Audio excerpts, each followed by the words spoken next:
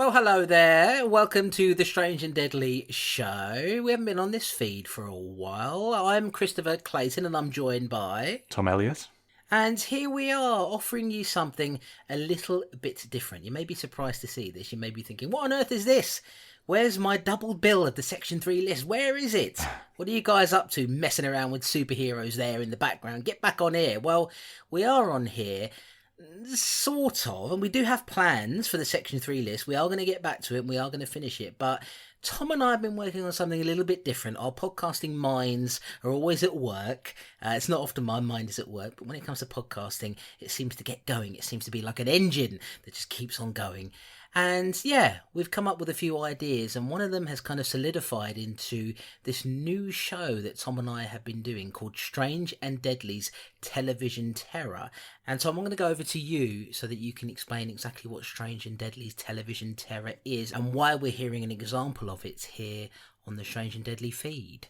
Okay, I will try to be brief on this, but it's not going to be easy because a lot of factors kind of come into it. But we made the Strange and Deadly Show. We called it the Strange and Deadly Show for a very special reason. We didn't call it the Section 3 list show or anything like that because we thought once we do that list, we might want to do something different, you know?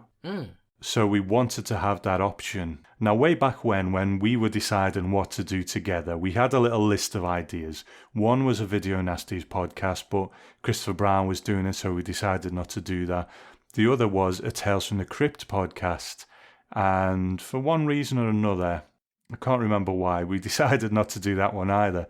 But then we settled on the Section 3 list. That's what we decided to do on the Strange and Deadly Show, with an idea that one day, when we got to the end of that list, we would do something else, you know, whatever that might be. So I think the Strange and Deadly Show is not so much a show about those type of video nasties. I think it's more about us focusing on, you know, different areas of horror and the things that we want to explore in it. And that might take the form of, you know, short lists or longer lists. It depends on, I think, how we're feeling now. I mean, recently there was an iTunes review where someone seemed to be quite incredulous at the fact that I hadn't seen Happy Birthday to Me for several years. And I think the thing about me and you when we podcast is I'm not really sure how important that is, that you need to watch Happy Birthday to Me, you know, every few years, or you're not a proper horror fan or something. But I like to explore different things, and there's a reason we never kind of try to do what all the other horror podcasts do, you know. We wanted to do something a bit different, didn't we? And while I think the topic of Strange and Deadly's Television Terror has been done, it hasn't been covered extensively like a lot of the same subjects are on horror podcasts. So we're going to give it a go and kind of go back to one of those ideas that we had when we started the podcast. Okay, you talk now because I'm starting to bore myself. But so what have we decided to do? Yeah, well, I like to think of Strange and Deadly as being an evolving idea, because for a while when the superhero podcast idea came up, which is our other show, Lost in the Omniverse, that we do together, that idea came up and we kind of thought, well, maybe when the Section 3 list is done, we'll say goodbye to Strange and Deadly. And it's quite clear to me that there are some passionate fans of it. There's some passionate detractors as well, one or two that we get along the way, but you can't really do much about that. It doesn't particularly bother me, but you know, it is what it is. But I quite like the idea now, and I think we're developing this idea of it being something that evolves and kind of changes, and once the Section 2 list is done, it doesn't necessarily mean that Strange and Deadly is over, it's simply that it evolves and becomes something different. So what Strange and Deadly's Television Terror is a I suppose sort of similar to the Strange and Deadly show in that it's a double bill format, but it's two TV shows, as the title would suggest, Television Terror, and they're two TV shows that are actually very different to each other, but they are anthology shows, and one of them has been brought to me by Mr. Tom Elliott here, and is a carryover from his work on the Twilight Zone podcast, and one is a show that we're going to do the Tales from the Crypt podcast, where we're doing Tales from the Crypt episode by episode and going through it. So it's Night Gallery, that's the show that you, Tom, kind of brought to me and said, hey, would this be an interesting idea if perhaps you and me could look at this together? I already know it, decently well, and of course I'm a big Rod Serling fan. That's your good self. as everyone will know who knows the Twilight Zone podcast. Me, I'm a bit of a newcomer really to the work of Serling. Don't know that much about him. Anything I know about Rod Serling tends to be fairly surface level. So why don't we talk about Night Gallery and let's pair it up with Tales from the Crypt. And that's what the idea was, and we created Strange and Deadly's Television Terror, and we've recorded one episode of it. And we decided, well, look, here's what we'll do. Because the Twilight Zone podcast fans have been very supportive of you, you've just won an award, Tom, for goodness sake. We thought it would be a great idea if we launched Strange and Deadly's Television Terror on the Patreon and the Night Gallery portion of it, because that's, I suppose, the most applicable to Twilight Zone podcast fans. We'll have that be a part of Tom's Patreon indefinitely for the foreseeable future. I think it will always be an exclusive to that, won't it, Tom? Yeah, that's right. That section will. Yeah, that section will. So the Night Gallery stuff will be exclusive to Tom's Patreon. And the Tales from the Crypt side of things, although they're going to be joined together, why don't we take the Tales from the Crypt portion? Because Tales from the Crypt, although it's an anthology show and there are lots of different stories, every episode is a different story, of course. Why don't we take that? Because it's a little bit trashier, I think, and it suits the Strange and Deadly mentality a little bit more, because if you know this show, you know that we tend to be a bit, or I certainly do, tend to be a bit rowdy and a bit ruder on the Strange and Deadly show, and on the other shows that we're doing, I'm a bit better behaved. I still manage to get a few swings in here and there, but it tends to be, for the most part, I'm a little bit better behaved, a bit less rude. And so we thought, why don't we take the Tales from the Crypt portion out and offer it to you folks here on the feed for free after we finish the Section 3 list. And so the Strange and Deadly show lives on, but in another form. So that's what Strange and Deadly's Television Terror is. That's right. So it all sounds very complicated, but it's not really. So basically, Strange and Deadly's Television Terror is going on now. Like I said, we've done that first episode and it's over there on Patreon for supporters at the $3 or more level. And you can get to that at patreon.com/Twilight Zone podcast if you want to check that show out. But we also decided to put it here in this episode now for people who want to check it out and see whether you actually like it and so on. And then when we finish the Section 3 list, then we will start to put in those Tales from the Crypt segments here on the main feed. Now, a lot of you are probably sitting there thinking, well, when are you going to get that Section 3 list done? We've been waiting and waiting, and I appreciate that. And, we do apologise. But like I said, we like to mix it up, I think, and focus on different things, and we enjoy doing our superhero show as well. But I think once we get to the end of Phase 2 on the Marvel films and Lost in the Omniverse, we're going to come back and chip away at that Section 3 list a bit more. Whether we complete it all in that run or we just, do half of it or something, I don't know yet. But we do have plans. So that will happen this year with the way the Marvel films are. And we're going to chip away at the Section 3 list a bit more, aren't we? That's right. I mean, at the moment, as of this recording, we have 3 more films left in the Phase 2 of the Marvel Cinematic Universe. So we only have those, and then we can take a bit of a break from Lost in the Omniverse for a few weeks and concentrate on Strange and Deadly for a bit. And we have, at last I counted, 9 episodes left. That's 9 double bills left to get through. So it's achievable. The thing is, I think if we had been a bit more on the ball, or if certain life events hadn't happened, or certain things at work or whatever hadn't happened, maybe we'd have gotten through this a bit quicker, but it is what it is. Yeah.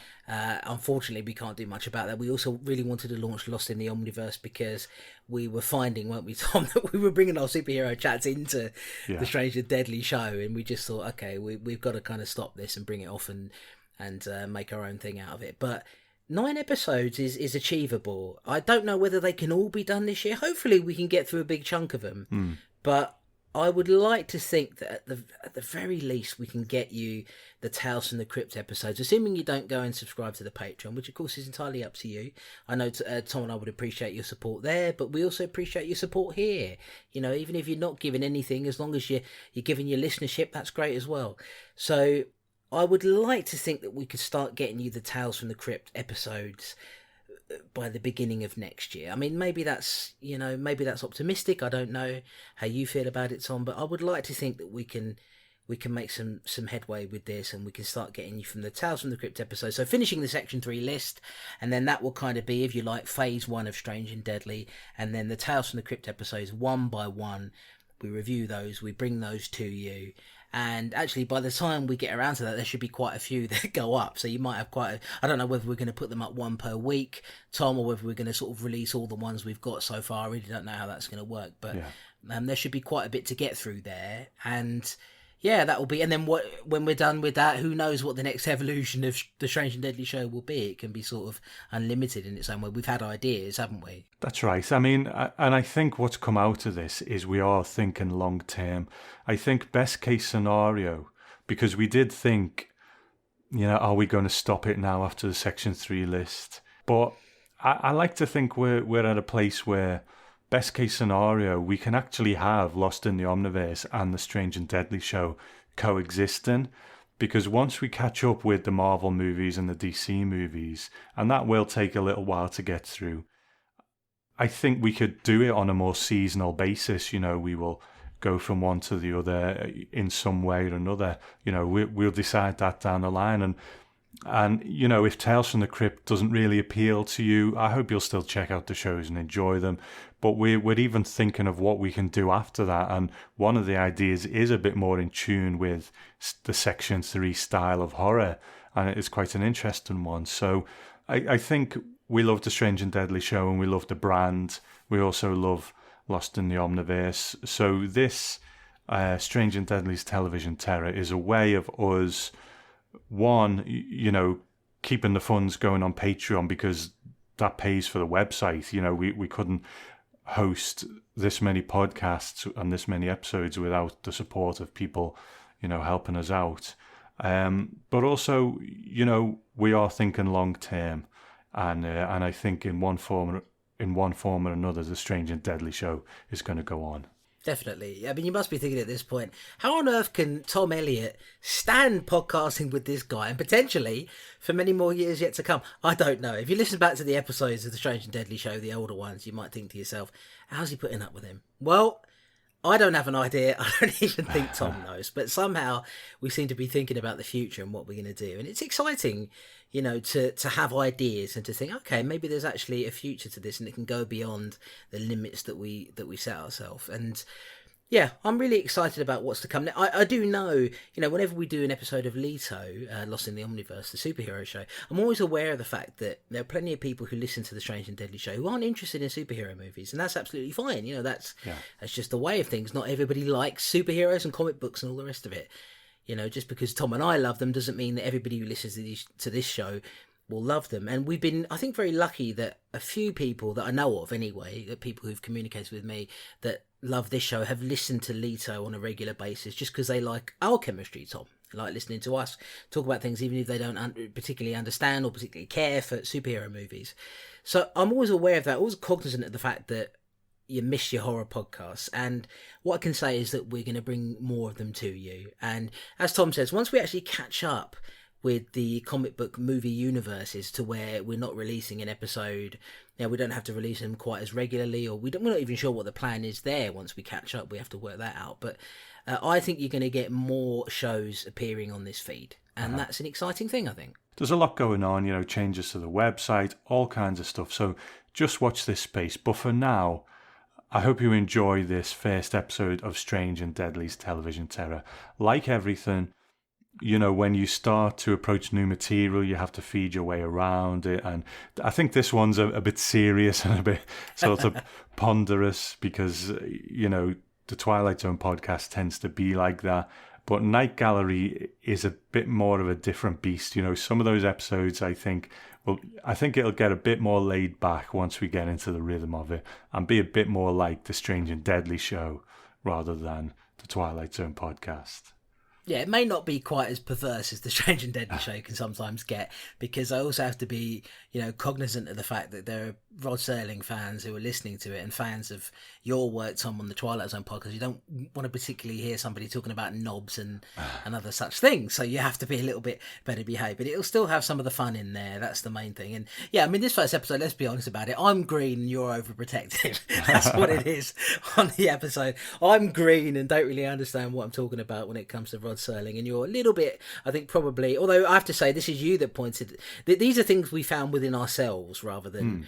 You know, you found that within yourself when you were listening to it. I have to say, when I was recording it, I didn't get that vibe at all. But that's just inevitable, you know. Two people coming together who don't really, you know. With Tales from the Crypt, it's a little bit different actually, because when you get those episodes, you know, I've seen quite a few episodes of Tales from the Crypt in the past. It's a lot I haven't seen, and there's some that I probably won't remember.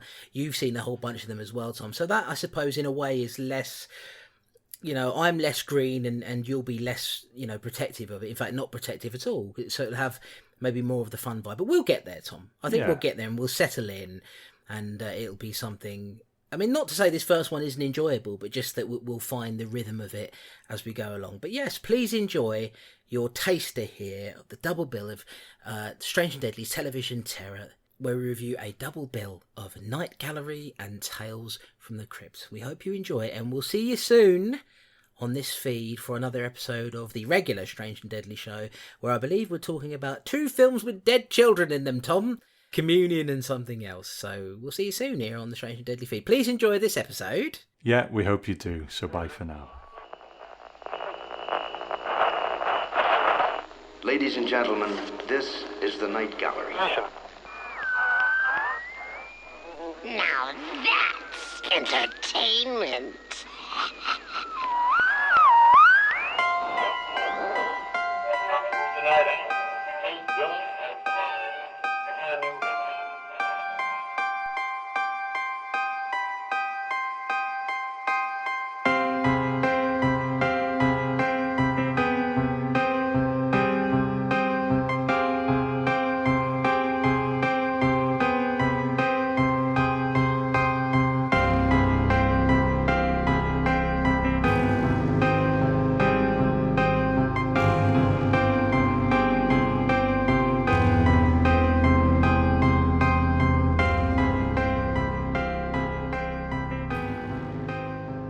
Good evening and welcome to a private show discussing 2 television programmes broadcast here for the first time on the Patreon page for the Twilight Zone podcast.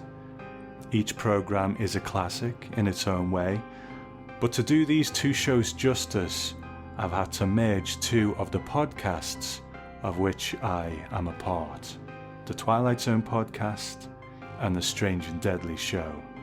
Tonight we'll capture on a canvas the first episode of this horrifying hybrid. This one we'll simply call Strange and Deadly's Television Terror. So with the Strange and Deadly name comes a very strange and deadly co-host, a podcasting veteran of 10 years or more, and my good friend, who have I got with me tonight? It's Christopher Clayton. Hello, buddy. Hello, Chris. So here we are in our new show. It's essentially the Strange and Deadly show, but we're sort of switching up the format with a new topic, something that we're both quite excited about. So just quickly before we dig into it, I thought maybe we touched upon this in our little intro show, but what are you looking forward to? What are you hoping to get out of this show? Well, you know, we're going to be exploring 2 shows here that ran for quite a long time, especially Tales from the Crypt. It's a show that ran for 7 seasons, so you've got many years worth of shows there, all sorts of different stories. I suppose the latter point is what I'm looking forward to the most, really, delving into a different story each time around, several different stories in the case of Night Gallery, and you know, sort of exploring, seeing different actors, you know, some of them, you know, prestige actors certainly. Just seeing a very different side of things than we normally see. You know, when we do the Strange and Deadly show, we're doing a double bill of films. So it's 2 films that, you know, they tend to be quite rigid in their story. Whereas here, there's room for all sorts of different stories, tales, characters. So I think that's what I'm looking forward to the most. Certainly on the Night Gallery side of things, this is a show I've never been exposed to before. I really know nothing about. So that for me is an exploration of something I've been curious about. The Twilight Zone itself is something that's been on my list for quite a long time, as you well know. You know, one of those, the list that you have in the mental list that you keep in your head, where you go, okay, one day I'm going to really sit down and go through that. I'm going to marathon it, and it just hasn't happened yet. Night Gallery, this is kind of my introduction to the world of Rod Serling. So on that side of it, Tales from the Crypt I'm familiar with. There's a lot of it I haven't seen. The same for you, I'm sure. Yeah. But Night Gallery, completely new to me. So I feel like, and I suppose I'm saying this from my perspective, perhaps we can hear yours. That's what I feel I'm getting out of it, an exploration of things that I haven't really seen before. I think for me, because I spend so much time in the Twilight Zone, I often do neglect Rod Serling's other work, and this is a big one in a way. And like I said in that little intro we did, it is seen as the sort of lesser of the two. So I think what I'm looking forward to, I have been exposed to some of Night Gallery before. I watched along to a degree when Christopher Brown did the Night Gallery podcast, but I don't know it as intimately as I know the Twilight Zone, and I'm looking for that Serling stamp, I'll get into the sort of a little bit of a history of it in a moment, but I'm looking to see, does Rod Serling bring that quality of writing that he did in the Twilight Zone, where he really tells us something about our lives and how we live? Can he bring that to a horror show? That's going to be an interesting thing. And with Tales from the Crypt, I guess I'm looking forward to seeing, is that just a thriller week, or does that have any sort of levels to it as well? There's nothing wrong with being quite a surface show that's all about the sort of the thrills and the chills, but I'm looking forward to seeing, is there more substance to that as well? But I think what you're going to find with Tales especially is that there's quite a few stories in there of things being turned around on the protagonist. So, there are they want something, they desire something, and then they might get what they desire, but then find out that actually they didn't really want it in the first place, and it kind of comes back around on them. So I think there are levels to it. It is trashier than, I mean, look, I've only seen this first episode of Night Gallery, the pilot, that we're going to talk about in a minute, so I don't know how it's going to pan out, but certainly Tales is a trashier show in general, but there's a lot of really, really famous actors, famous actors of the 80s in particular, I suppose, but, going back further than that, who, are very well-known actors and so bring a level of gravitas to them. So I think you're going to be surprised by the depth of some of the stories, but some of them will also be quite fun and trashy at the same time. And I think Night Gallery, even from, a cursory glance at it, when Rod Serling comes on, you can tell that there's a classiness to it. There's a classiness that he brings to it and an intelligence that he brings to it that I'm really looking forward to getting into. They're quite different shows, I think, but the anthology aspect of it, I think they link together quite well at the same time. Well, that juxtaposition, I think, is going to be really quite interesting. So why don't we start out? I'm not going to spend too much time on this, but why don't we start out with a little history of the Night Gallery? Good evening, and welcome to a private showing of 3 paintings displayed here for the first time. Each is a collector's item in its own way, not because of any special artistic quality, but because each captures on a canvas, suspends in time and space, a frozen moment of a nightmare. Our initial offering, a small Gothic item in blacks and grays, a piece of the past known as the family crypt. This one we call simply the cemetery. Offered to you now, 6 feet of earth and all that it contains. Ladies and gentlemen, this is the Night Gallery. So the story of Night Gallery begins in 1964 when the Twilight Zone was cancelled and there was talk of taking the show to another network. Now the Twilight Zone, although it's sort of well revered now, and it was at the time, it often struggled to really get renewed each year and its luck ran out. Now, the only problem was that CBS owned the rights to the name Twilight Zone, and the president of ABC, who were interested in the show, suggested a change of title to Witches, Warlocks and Werewolves, which was the name of an anthology book that Rod Serling had edited in 1963. So the name suggested a more horror-centric B-movie type of approach, so Serling suggested the title Rod Serling's Wax Museum. And in each episode, him acting as host would uncover a wax exhibit and tell the audience its story. But ABC stuck to their guns, and that was the end of that. Now, in 1967, 3 novellas were written by Rod Serling and released under the title The Season to Be Wary, and it included the stories The Escape Route, Colour Scheme and Eyes. Now, although the sales weren't strong in that book, it seemed to focus Serling into a more gothic horror frame of mind, and here the idea for the Night Gallery was born. But despite Serling being a household name from the Twilight Zone, in the late 60s the anthology series as a television format was starting to wind down and was seen by some as old-fashioned. And when Serling left a meeting with Universal, which he went to discuss producing the new series, he wrote to his colleague Bill Sackheim, and in that correspondence he wrote, "I walked away with the impression that I'm in trouble once they start shooting." Now this statement was to become quite prophetic, as Serling, having been working hard on the Twilight Zone for 5 years, never had the control that he had with that show, with Night Gallery.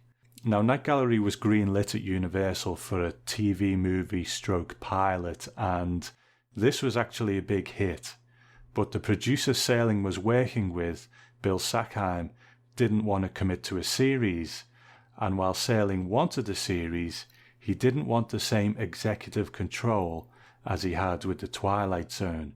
He said he was in his 40s now, he didn't want to be on set each and every day all the time, so he wanted to be involved but not to the same degree.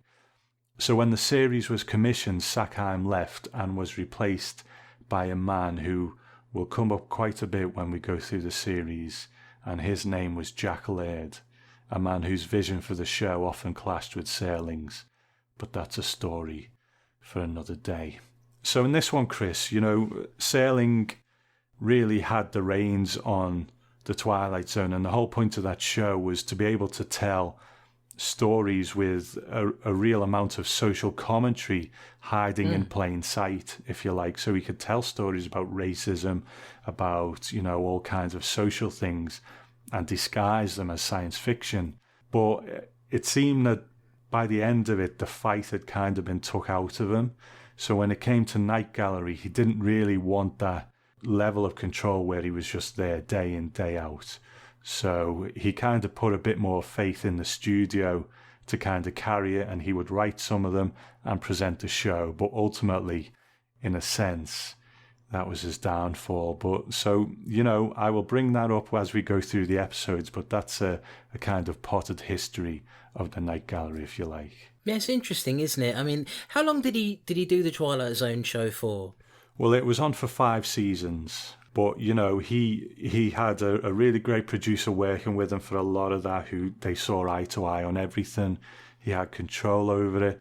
The network would give him notes, and sometimes he would act on them, sometimes he'd be like, no. But, they call him the angry young man of television, and I don't necessarily believe that's true. I don't get that anger as such, but he was very driven. But I think by the end of it, a bit of the fight had gone out of him, I think there are some people who are just naturally very creative. He obviously sounds like somebody who's like that. And, it seems like he wanted to kind of imprint his vision on the Twilight Zone. And also working on a TV show, it sounds like hard work.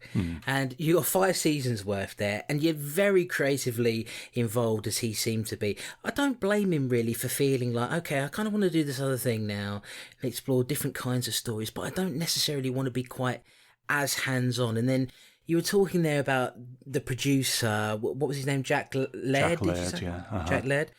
And there being a conflicting vision there. It may be one of those things where you sort of start something up and say, okay, well, look, you can kind of have the reins of this a bit. I'll still be involved. And then you see what's coming out of it, and you go, well, actually, I kind of want it to be this way. You can never really completely leave it alone. Yeah. I'm interested in that. I'm interested in fact, I'm actually considering getting a book on Rod Serling. Just to help this along. I don't know how much it will play into the reviewing of Night Gallery and the episodes of it, but I would like to learn more about the man, because he sounds like he's very driven. It sounds like he knows what he wants. He probably was a bit bossy, but you can tell me whether that's true or not. That's the impression I get, that he was maybe a little bit bossy in the way that he did things. But some of the best things that have ever been made have had somebody behind it who's a bit of a powerhouse, and it sounds like he was very much that. But you get to a certain point in life as well where you think, okay, I kind of want to be a bit more hands off here, because you only have one life. And you sort of need to live it at some point. And even though the Twilight Zone, as you say, it probably didn't have the reverence that it has now. I mean, now it's hard to imagine a world without the Twilight Zone now. Yeah. Even if you're not a big fan of it, or you don't know much about it, like myself, you know that it exists, and you know that it's really, really important. What an interesting man. What an interesting man. I think I can see why you might think bossy, but I would think more just a very clear vision of how he wanted things. Now, from what I've read, he didn't like his dialogue to be changed, and that'll come up when we talk about eyes. But in other senses, he was a great collaborator. He was always happy for a director to have their vision and that kind of thing.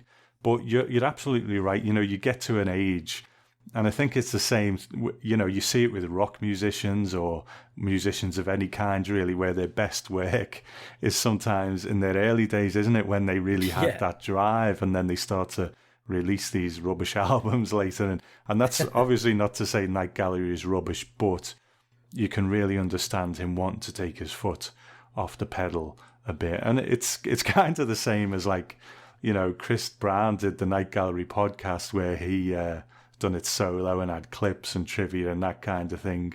But, he's done that. So I just want to talk about it with you and the audience here on Patreon. So, I'm taking a bit more of a laid-back approach to it with this than I do with the Twilight Zone, where I kind of do more of the heavy lifting. But I'm glad you're interested in him. That's always a good sign. So that's really encouraging. Yeah, I mean, just to pick up on one of the points you made there, Chris Brown's podcast was very much about really delving into the history of the show and delving into each episode with trivia and, like you say, clips and all the rest of it. This is more of a discussion-based podcast where it's just, us. If you know us from our other podcasts that we do together, we like to have a good discussion. This one's a little bit different because we're going to keep it a bit more family friendly and a bit snappier, but the heart of it really is just us talking about it and talking about these episodes. So yeah, it's different in that way. But I get it, man. I totally get it, of wanting to just to not always have to, because you and I are pretty, we're perfectionists, aren't we, in a lot of ways when we do podcasts.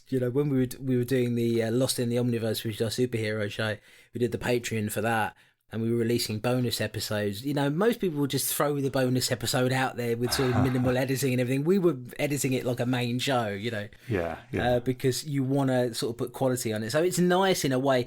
When you're presenting Night Gallery to me, I get to sort of step back a bit, and then when I present Tales from You, you get to step back and just sort of enjoy the discussion of it. So that's what we have in common. If we have anything in common with Rod Serling, I think you probably have more in common with him than I do. It will be that. Good. Okay, well, why don't we get into the Night Gallery then?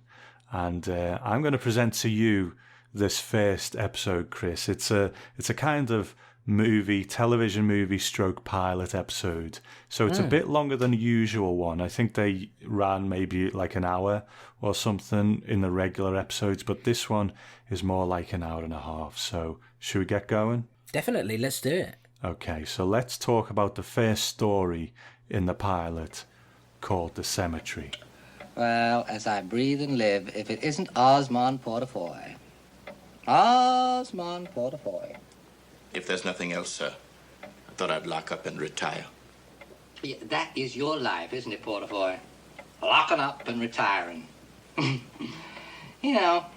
To my dying day, I'm going to carry a picture of you walking through life, stiff back, straight-legged, carrying a tray and towels over your arm, and that reproving look in your eye.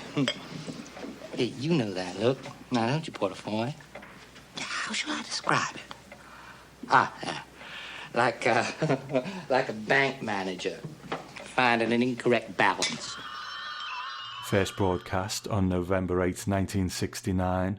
Written by Rod Serling and directed by Boris Sagal. William Hendricks is a wealthy recluse whose health is failing him, with only his faithful butler, Portafoy, we're going to hear that name a few times, to look after him. He has little left in life to enjoy, but he still tries to continue with his lifelong passion of painting with the help of Portafoy. His nephew, Jeremy Evans, a self-proclaimed black sheep of the family, comes to his uncle's house and doesn't try to disguise the fact that he's here to collect his inheritance when his uncle passes away.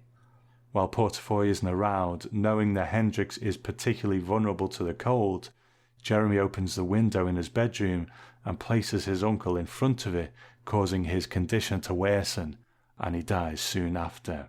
Although he disapproves of Jeremy, Portafoy must stay on as a butler of the house, seemingly to supplement his meagre allowance that Hendrix has left him in his will. Now with his uncle's fortune and estate, Jeremy is the lord of the manor and lives his life accordingly. But he begins to notice that a painting in the hallway that shows the house and the family cemetery changes every day and seems to be indicating that his uncle is going to rise from the grave to exact his revenge. So, before we get into the story, Chris, because it's not something that really happens on television these days unless you look at something like Lemony Snicket on Netflix. Here we have this man, and you've spoke about him briefly, Rod Serling, coming up and telling you a little bit about this story that he's going to present. First impressions of this kind of introduction, because obviously it's something that I come across every episode of The Twilight Zone, but what do you think? Yeah, I really enjoy this, I have to say. I mean, I know a little bit about Rod Serling, and I've seen him before, so it's not like I haven't seen him intro something before, but there's just something brilliant about him coming in, not explaining what's going to happen, but sort of introducing us to what lies ahead. And he's a classically sort of a classy looking man.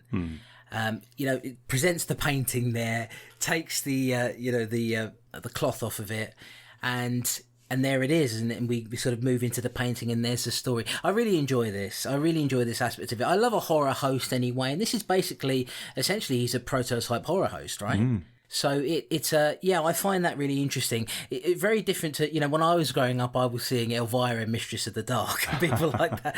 And Rod Serling's quite different to her. But I really enjoy this aspect of it. The moment I saw this, I was like, okay, I'm looking forward to seeing him every episode. It's not something that, I don't know, is there anybody out there who feels that he's getting in the way of the story? I don't know. For me, it works. Obviously, I love it too. This is a bit of an older Rod Serling, a bit more lines on his face. He's in colour now. But you're right, he's got that class about him, that really distinctive voice, and he talks like in a very unique sort of beat poet style.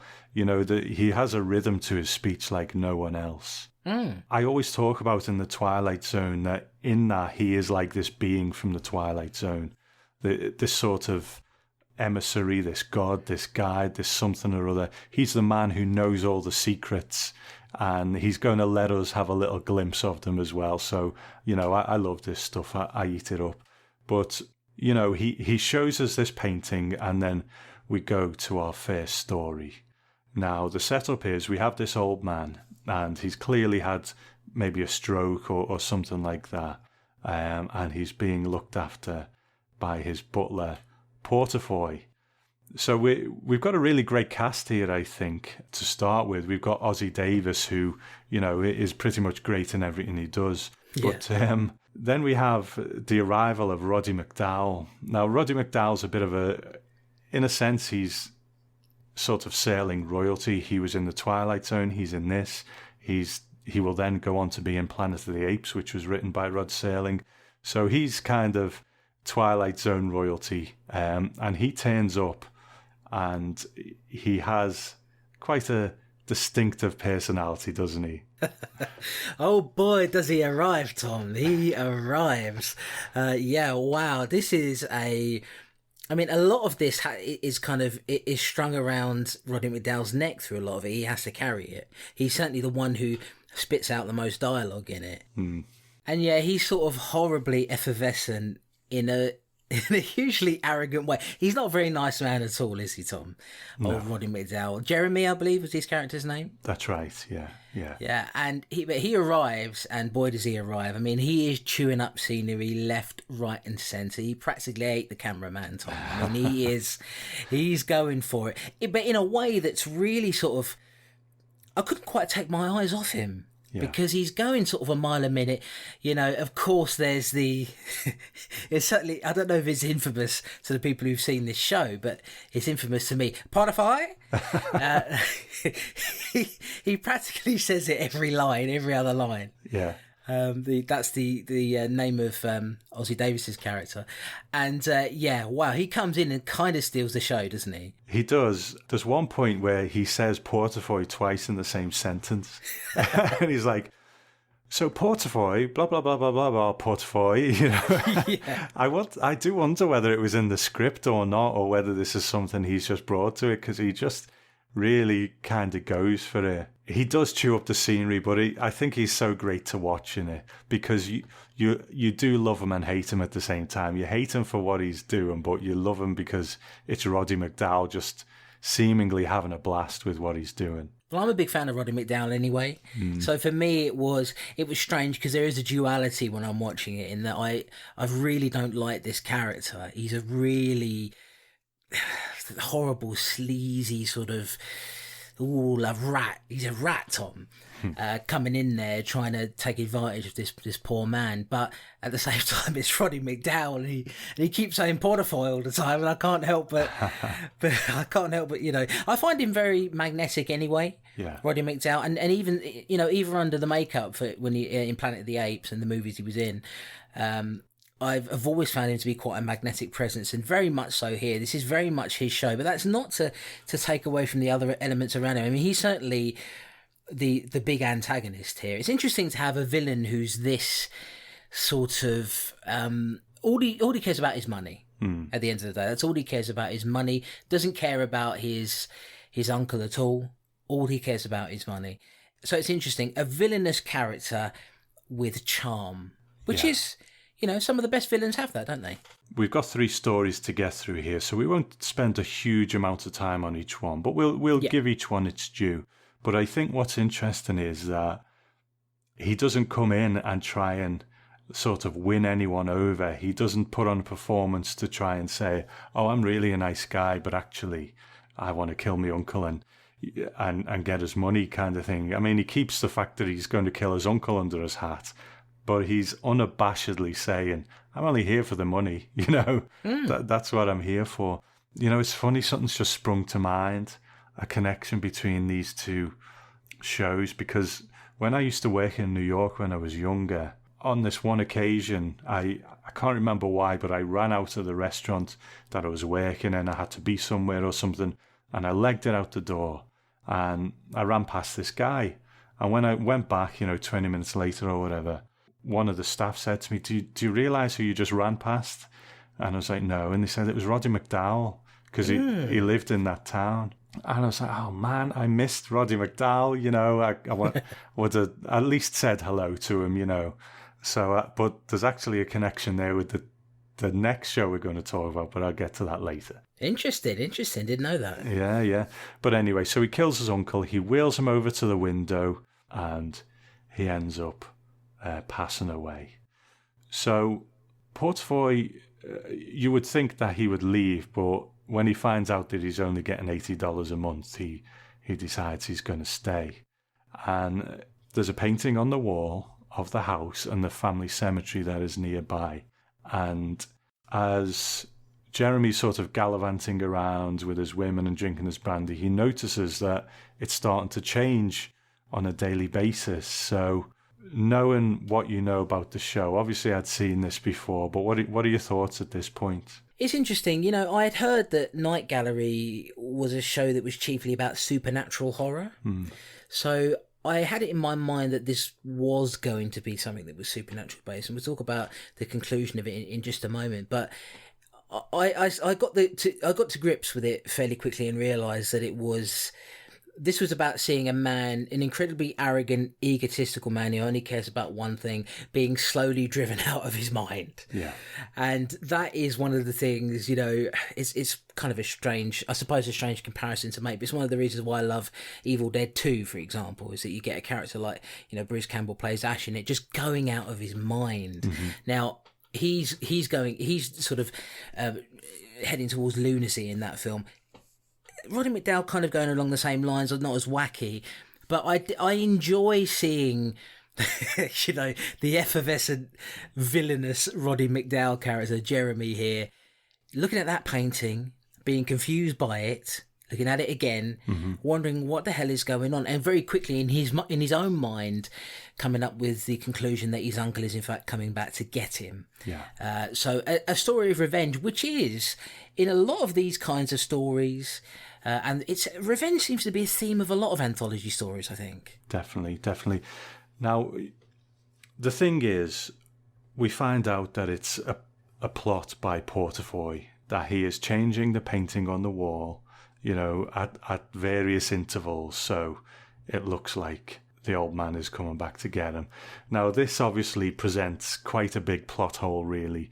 Yeah, I was going to say, yeah. I don't know about this one, Tom. It's in terms of that plot point. It's oh boy, you would have to do it well. I mean, just to make it clear what we're talking about, you can go with it for a while, but then there's a point where Roddy McDowall, he's really cracking up, and he gets on the phone, he's trying to call the police or whoever, and the painting literally changes while he's sat there. So Portafoy would have needed to swing in there like a ninja or have someone do it like a ninja and change that painting while he sat there. I think it's something that they could have quite easily worked around if he'd have just went in the next room to use the phone or something and came back and the painting had changed. So quite why they've done it that way, I guess maybe for effect, but it is a bit of a plot hole, isn't it? I'm not 100% sure about this because I've only seen the episode once, but I'm pretty sure there's one point where he looks at the painting, looks away from it and looks back and there's already been a change. So how would he have changed the picture within sort of 3 or 4 seconds? I might be wrong about that, but I'm pretty sure there is a point where he kind of looks at it, looks away, looks back, and there's been another change since he last looked at it. But the good thing about this particular story is that I actually don't mind that much, right? Because I'm enjoying the conceit of it, which is just quite a horrible, nasty man getting his comeuppance and going out of his mind in the process. The conclusion of it, the fact that he gets scared out of his mind so much that he ends up falling down a fairly small flight of stairs and breaks his neck. The fact that he died at the bottom of it, it's all convenience, isn't it? Really, at the end of the day, the story ends in a very convenient way for old Ossie Davis. But I have to say, I didn't mind that much that there was a gaping plot hole in the way, the actual device of how they got it done. It's problematic if you look at it objectively and look at it critically, but I didn't mind it, I have to say. I didn't mind. I was just enjoying the conceit of it. Good. Well, I'm glad.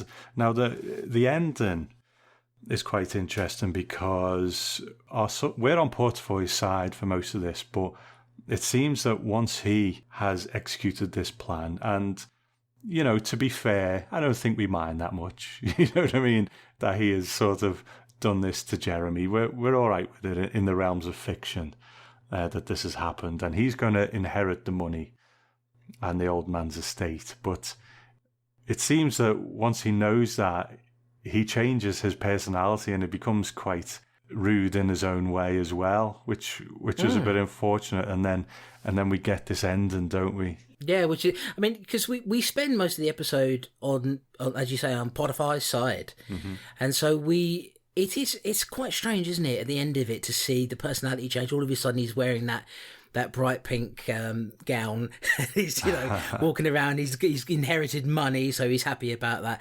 But yeah, we get that aspect of supernatural horror coming in, where he looks at the painting on the wall and it's changing, Tom, and it looks like old Jeremy's coming back from the dead. Now, I want to ask you: is that what we're meant to believe at the end of it, that actually, yes, there is something supernatural going on within that cemetery? I think so. It's a bit of a well-worn trope probably now, setting something up to look supernatural and then there is something supernatural.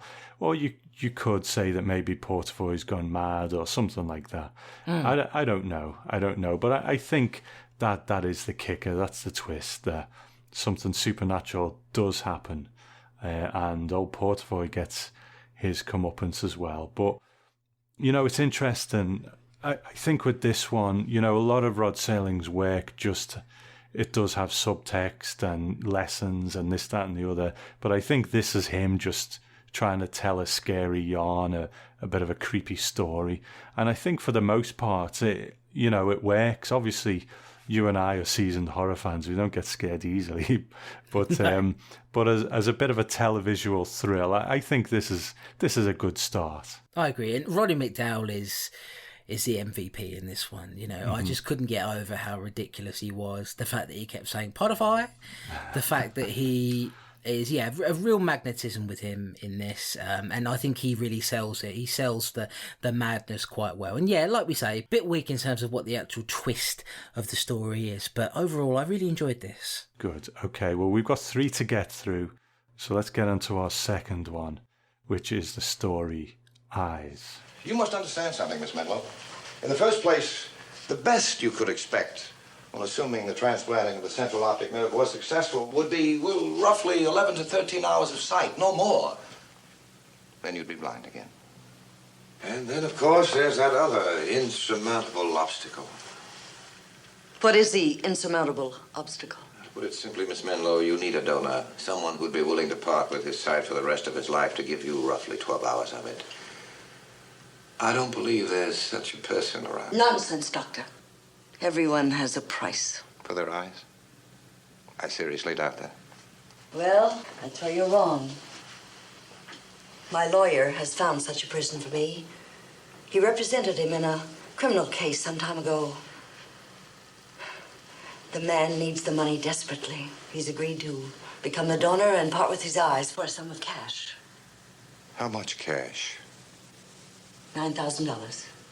Written by Rod Serling and directed by Steven Spielberg. Never heard of him again. No. No. So Claudio Menlo is a 54-year-old millionaire who lives alone in a splendid penthouse above New York.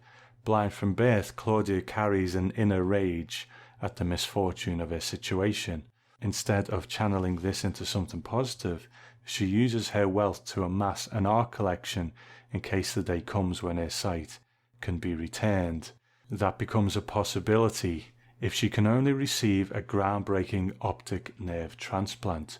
The only drawbacks are that she will only see for 12 hours, and also that the donor of the optic nerve must be alive, but her physician, Dr. Heatherton, refuses to carry out the surgery under circumstances that would cause the donor to be left sightless. But we also discover that Menlo has a talent for exploiting people, whether it's through the dirt she can dig up on Dr. Heatherton or the gambling debt she promises to pay off for the hapless Sidney Resnick, who agrees to give up his sight for a measly $9,000.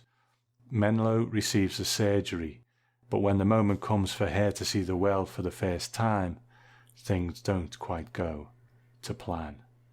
So, here we have Steven Spielberg. Now, I think although he directed some shorts and student films and that kind of thing, I think this was his first actual television directing job.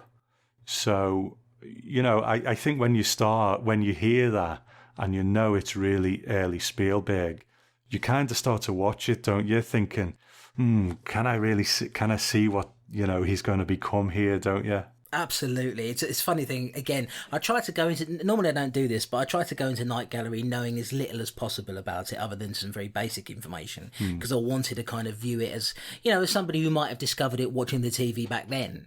Yeah. And the moment I saw directed by Stefan Spielberg on there, I immediately thought, ooh, is this his first job? Yeah. It's certainly a very early one. I knew that this was, sort of early 70s, late 60s. So I knew that this was pre-Jaws. Mm-hmm. Yeah, can you imagine that in the space of, if this was 69, Jaws was 74, wow. I think. So we're talking about within the space of 5 years, the man created the Hollywood blockbuster as we know it today. And it's funny to think that this is where he kind of started. So yeah, you do sort of start to look at it and think, okay, now I'm watching this, primarily because of the story, but also because I kind of want to see if there are any hallmarks of the Steven Spielberg directing style that we've kind of taken to Jaws and then Indiana Jones and so on and so forth. Yeah. And yeah, an interesting story for Steven Spielberg to tackle, I think. Very interesting, with a couple of great actors in it, especially Joan Crawford, who we'll talk about in just a moment. But yeah, as far as directing, as far as Steven Spielberg, I was very surprised to see that he would do a story like this. And it does go to show that he did always have an eye for thrillers, I think. Even though he's known for sort of making the big blockbuster family film, you know, his latest film, Ready Player One, is like, it's hard. Can you imagine that this is, 1969, he makes this, flash forward to 2018 and he's releasing, Ready Player One. It's like, it's an amazing, isn't it, what can happen to somebody in their career? Yeah, absolutely. And I think, we saw it a lot in The Twilight Zone as well. And it's what I love about The Twilight Zone and Night Gallery, when you see, whether it's behind the camera or in front of it, when you see these people who would go on to bigger and better, well, not necessarily better, but bigger things or other things or things that will make them more famous. And we see it a lot in The Twilight Zone, people like Leonard Nimoy in a small little bit part before he became Spock, that kind of thing. So there's always going to be that person who sort of gets their start, and because anthologies go through so many people, there's always a good amount of these kind of things going on. So this is our setup, and again, we won't spend a huge amount of time on it because we've got 3 stories to get through.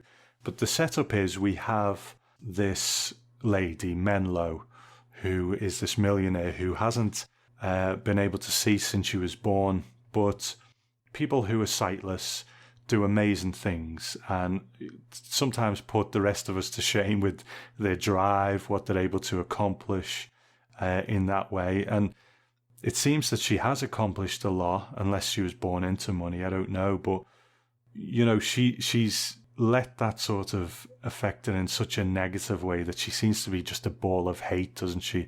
A ball of rage. She's angry at the world for what's happened to her. And obviously the actor who's playing her is Joan Crawford. So we've got this really interesting meeting of the new Spielberg with the veteran Joan Crawford. He must have been so nervous coming into this. Absolutely, because Joan Crawford, from memory, could be quite demanding, right?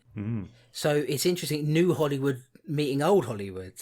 And Hollywood legend is what she is. And yeah, the character, parallels with the last story in that it's somebody who desires something so much that they're willing to do anything to get it, and then they find out that actually maybe it's not something they wanted at the end of the day, because it can only bring bad luck with it. It's a bit like wishing, making a wish that has dire consequences, but it allows you to have a vast sum of money for a period of time to do a certain thing that you really want to do, but at the end of it, good things come bad things sometimes, and this story is another great example of that. There's this woman here who's blind. She has this dog. I mean, there are 3 sort of central characters in here. There's her, there's the doctor, and then there's the guy who's going to be the donor, who we'll get to in a moment. Okay, so the conceit of it is that, she wants to have her sight back. And the doctor says to her, well, look, okay, I've got this method of doing it. I don't want to do it though, because you will only have, if I do this method, involving optic nerves and taking eyes from somebody else, you'll only have 12 hours of it. So I'm not going to, consent to giving you somebody else's sight that they could use for the rest of their life. Why would I do that? So, Tom, what does she do here to make him, to convince him to do the operation?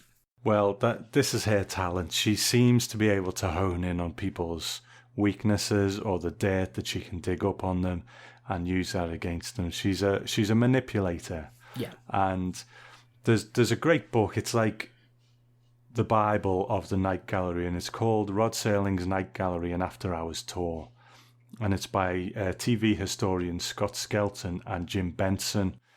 You mentioned before that Crawford could be quite a handful, and you're absolutely right from what they wrote in this book.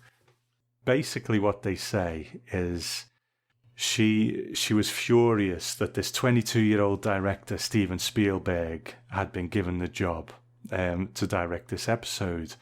But although that was her true feelings, she tried to also be a bit of a friend to him. Right. So they had a relationship on 2 levels where they met, and she was like, I know you're only new, but I've got a bit of clout. I'm going to be a friend to you. If you got any trouble with the studio, you let me know.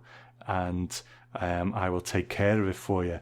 Now, she confided in him about Rod Serling's dialogue. She's like, people just don't talk that way.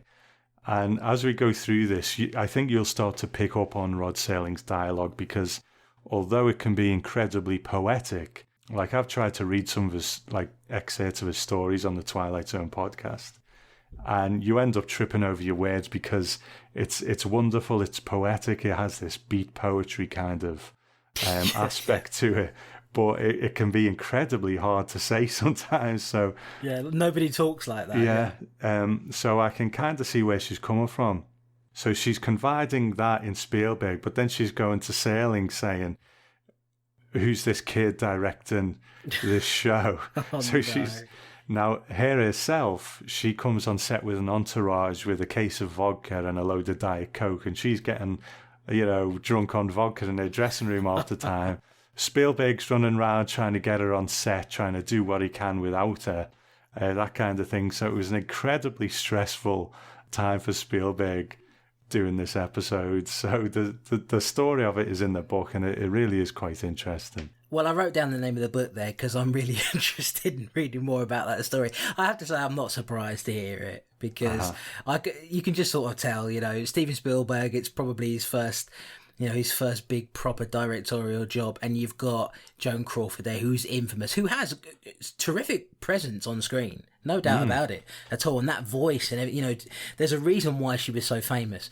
But yeah, I can imagine she was a real handful here. That's no surprise at all. That sounds like a wonderful anecdote. He probably looks, I would imagine Stephen, based on, with all the stuff he's accomplished over the years, he probably looks back on it sort of quite fondly, really. It probably made him a better director at the end of the day. So we meet Sidney, and we find out a bit of his story, and this is Tom Bosley, very famous actor as well. And we find out why he is willing to give up his sight. And at the conclusion, Menlo gets the surgery, and when the time comes to take off the bandages, there's a blackout. Yeah. I kind of feel that the way this is handled, in a similar way to the first one, it is a little bit of a plot hole. Yes. So I can forgive this one a little bit more, maybe. But basically, when she gets her sight back, there's a blackout.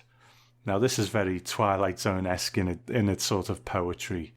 She thinks that her sight only lasts for seconds. She sees the chandelier, and then it goes black. Even when all lights go off, yes, it can be incredibly dark, but you still have starlight, moonlight, that kind of thing. I think my only thought is maybe she doesn't have full sight, so maybe it is a little dimmer, so she can't really see those things. I mean, what do you think of any of this? Yeah, if I was going to try to excuse it, I'd probably go along with the angle you've presented there, is that perhaps her eyes just weren't fully used to the light, because she's never, was she blind from birth, I think? Yeah. So she's not used to processing light in any way. So it could possibly be that at the end of the day, what it ultimately comes down to is it's just a very convenient kind of twist in the plot, really. Very, very convenient. It's not often that just as you're about to see for the very first time, there's a citywide blackout and you can't see, the shapes of anything in your own home or whatever. But I have to say that I think that, yes, again, a similar conceit to in the last story, in that, the tables are turned here in a bit of a too convenient way. But I think this is crueler than that, because it's somebody who is not very nice, not a very nice person, who is suddenly plunged into despair because they had a glimmer of hope that's now disappeared.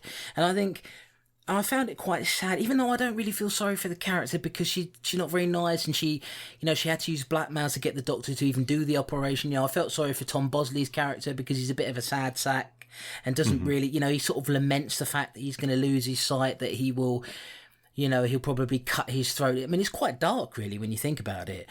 He'll probably cut his throat after a couple of weeks when he's sat and thought about it and he can't see anymore.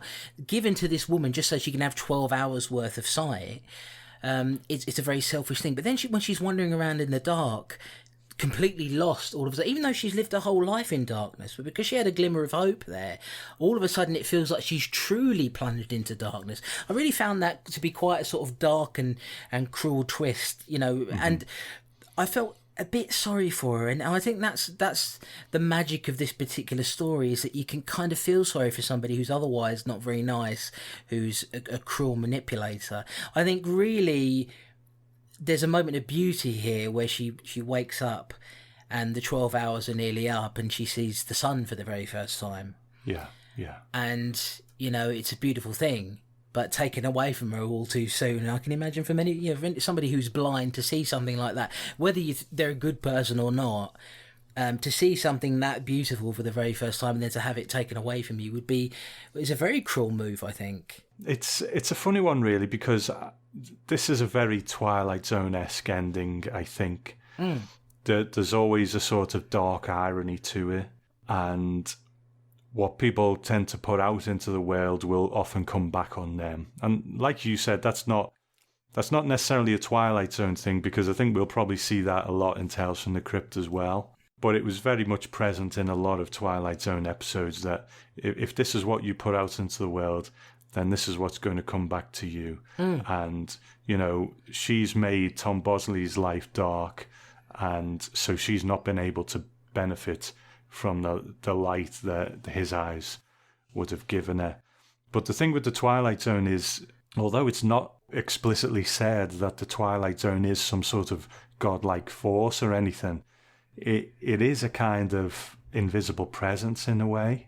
Like, that you feel that something's pulling the strings in the Twilight Zone, that there is this sort of either godlike or something who's doing it. And I think it's clearly the way I view it, and I know a lot of the listeners view it. So whenever something like this happens, you think, well, this is the Twilight Zone kind of evening things up. So without it being the Twilight Zone, it's just a sort of ironic ending, because you don't get that same feeling that something's pulling the strings. So it's really quite interesting, but I do think it's a really solid story as well. I really like this one too. I like that as a concept, the idea that there is actually this invisible presence in the world that is kind of, you know, okay, you've had your fun, but come back now, because there's a consequence to this. And I like that idea. Yeah, I mean, here it's just kind of a bitter ending for this woman, who kind of gets what she deserves, really, at the end. I don't know if she deserved to die, but certainly she deserved to be, you know, in misery. And of course, as we've not said, she's so saddened by the loss of her sight again just after she's seen the sun, that she heads towards the balcony and kind of goes through the window and falls to her death. And that is the end of Joan Crawford. And and that is indeed the end of a Stefan Spielberg episode of Night Gallery, and a promising start for him as well. You know, it was interesting going into this. I thought I was just going to watch, you know, another episode of Night Gallery and to see a different story. And not only did I see that, I also saw kind of the beginnings, you know, not including obviously the Super 8 films and things that he made, but the beginnings of somebody who would go on to be probably the most famous film director of all time. So it's you know, a remarkable thing, isn't it? And I think there is some nice flourishes there, you know, when we see the Doctor first walk in, that tracking shot down the corridor in the apartment, the way she's sort of scrabbling around in the dark, and it's completely dark except for her, the glass falling at the end. So there is some nice touches, and that's where you kind of think, okay, here's a bit of Spielberg coming through. So yeah, shall we go on to our final segment? Yeah, certainly. Let's do it. And a very different story, this one. Very different. Okay, so let's go to the last story in the first Night Gallery, called The Escape Route. Gretchen, talk to me for a moment. What do you want to talk about? Something happened last night. And again today. What? I was looking at a picture of a fisherman on a mountain lake. And after a while, it seemed as if... As if what? As if it were me in that boat. Just fishing. No pain. No running away, no looking over my shoulder. What do you expect to see? Ghosts. Israeli ghosts. Okay, The Escape Route, written by Rod Serling and directed by Barry Shear. Joseph Strober is a Nazi war criminal hiding out in a squalid apartment in Buenos Aires. Sick of constantly looking over his shoulder, he becomes taken by the simplicity of a painting in their local museum. A fisherman without a care in the world, sitting in his boat, but nearby is a painting of a Jewish prisoner being crucified in a concentration camp. Strober begins to wonder if he wishes hard enough, could he put himself into the picture of the fisherman and get the freedom that he craves.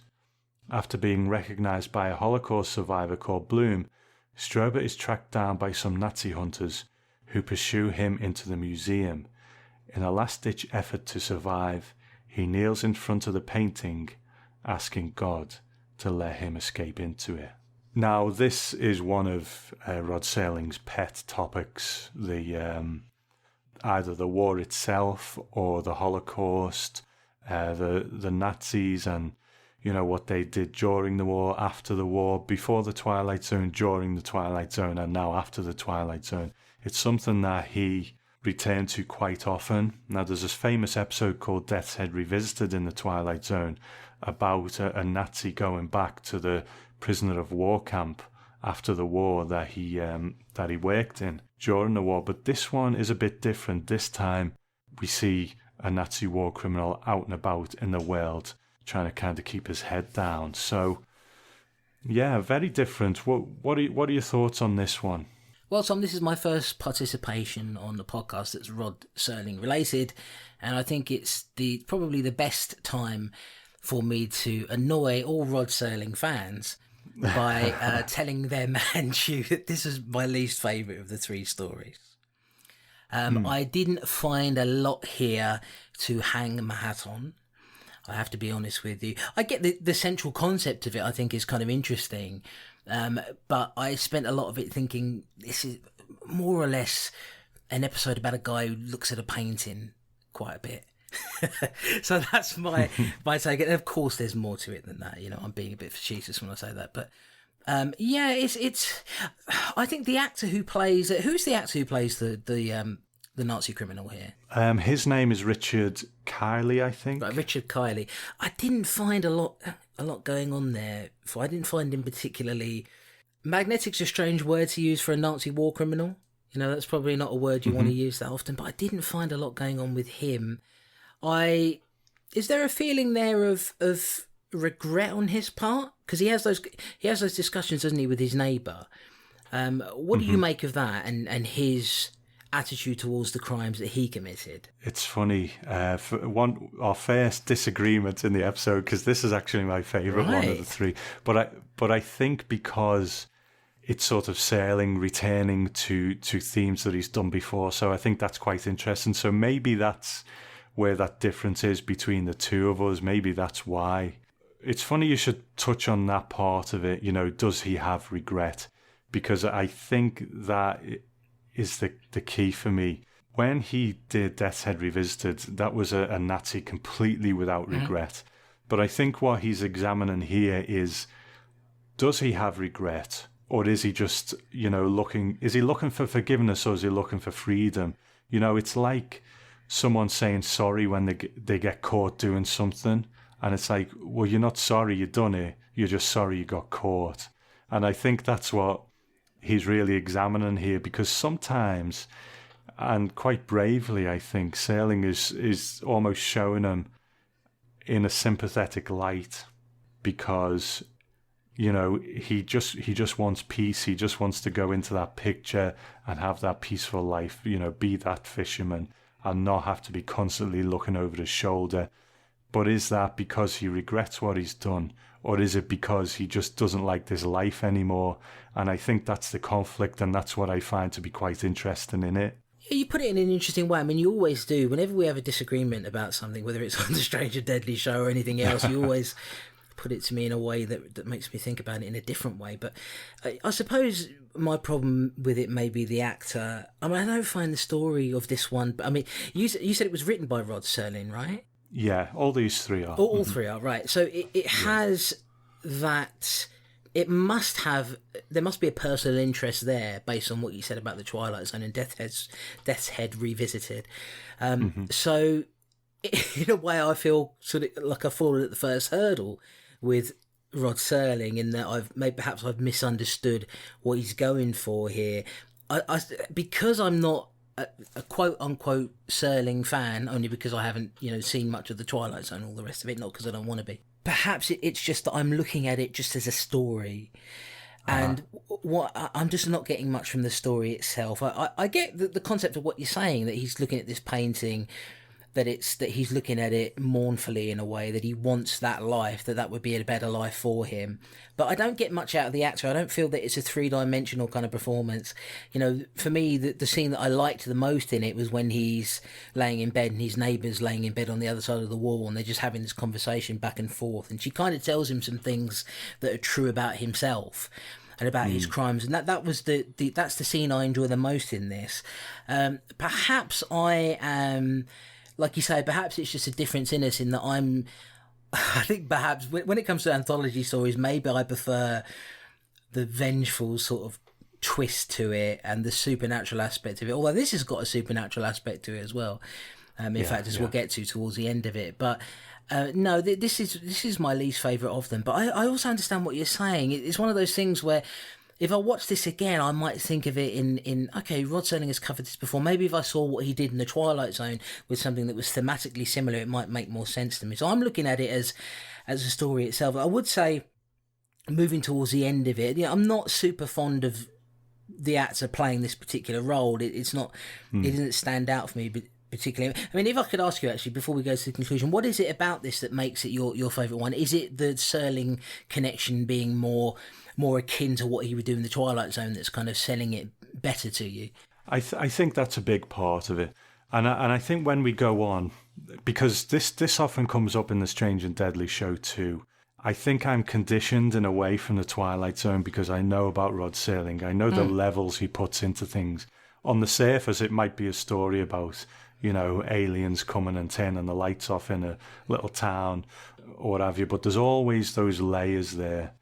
And I think in examining The Twilight Zone for so long, I'm quite conditioned to looking for those things. And that's not to say that you don't, but I think I do pick up on Serlingisms, if you like, and I know about his life when he was in the war and that kind of thing. So all that probably does come into play. I think it comes into play a little bit in the Strange and Deadly show too. Sometimes we'll watch a film and I'll be like, well, this is one's about the relationship between a father and a daughter, and you're like, mate, it's about a guy who feeds people to pigs. What are you talking about? You know what I mean? But I think looking at The Twilight Zone for so long, it has conditioned me in a particular way. And that's why I do look at this, and I like the actor. I think we differ in that regard. I like what he did. But it is a very kind of Serling script. I mean, we talked before about people don't talk that way, and you've got this sort of woman of the night who he talks to through his wall, and I think it's her who calls, who says, or it's someone who says, "You are black uniformed gods who put barbed wire around the world," and who talks like that? But that's the sort of beat poetry aspect of Serling's dialogue. So I think it is this aspect of, okay, the war's over, you've done these horrible things, and now you're hiding away. Where does your sorrow come from now? Does it come from the fact that you regret what you've done, or just the fact that you can't live your life in a peaceful way anymore because of what you've done? And can we really have sympathy for a person like this?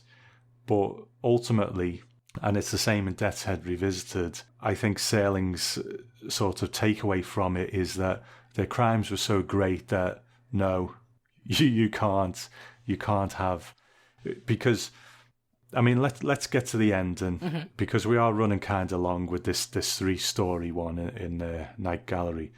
But he's being chased by Nazi hunters, and he goes into the museum, and he's kneeling in front of the painting, and he's like, please God, get me. But he always asks for peace, but he never asks for forgiveness. And I think that's the key, and that's why, and again, this is a very Twilight Zone-esque thing that happens to him. Maybe if he'd asked for forgiveness, he would have been in that fishing boat, but I think Sailing's message is, no, their crimes were too great for any kind of forgiveness. But he presents this character in a way where at times we maybe even do feel a bit of sympathy for him. So I think that's why I prefer this one. Now, see, I took that a slightly different way, and I may be wrong about this. Again, had you seen this episode before? A few years ago, yeah. You had, okay. So this is my first time viewing it, so it may be I could go back and look at the ending again and be like, no, actually, this isn't the case. But what I took away from it was that when he goes into the gallery, it's dark in there. Mm-hmm. I thought that the reason he ended up in the crucifixion painting was because he knelt in front of the wrong painting. Yeah. That's what I took away from it. Am I wrong about that, or is that... No, you're completely right. That's exactly what happened. They moved the paintings because the other one was on loan and it got took away.